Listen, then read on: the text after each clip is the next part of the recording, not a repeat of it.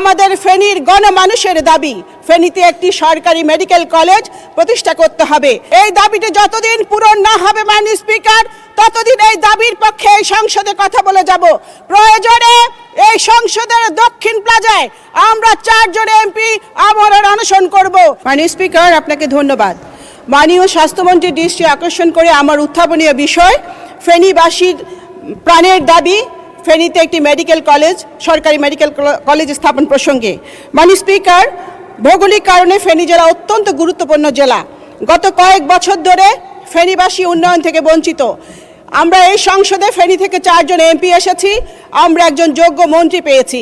আমাদের 4 জন এমপির প্রাণের দাবি, আমাদের ফেনীর গণমানুষের দাবি ফেনীতে একটি সরকারি মেডিকেল কলেজ প্রতিষ্ঠা করতে হবে। ইতিপূর্বে ফেনীতে একটি প্রাইভেট মেডিকেল কলেজ প্রতিষ্ঠিত হয়েছিল। চাঁদা না দেবার কারণে পেট্রোল ঢেলে আগুন জ্বালিয়ে পুড়িয়ে ধ্বংস করে দিয়েছিল আওয়ামী লীগের সন্ত্রাসীরা। আওয়ামী লীগ প্রতিষ্ঠা করতে জানে না, আওয়ামী লীগ শুধু ধ্বংস করতে জানে, কিন্তু বিএনপি গড়তে জানে। মাননীয় প্রধানমন্ত্রী 2026 সালের 25শে জানুয়ারি ফেনী সরকারি কলেজের মাঠে একটি নির্বাচনী সভায় অঙ্গীকার করেছিলেন তিনি ফেনী মেডিকেল কলেজ স্থাপন করবেন। এই দাবিটি যতদিন পূরণ না হবে মাননীয় স্পিকার, ততদিন এই দাবির পক্ষে এই সংসদে কথা বলে যাব। প্রয়োজনে এই সংসদের দক্ষিণ প্লাজায় আমরা 4 জন এমপি আমরণ অনশন করব।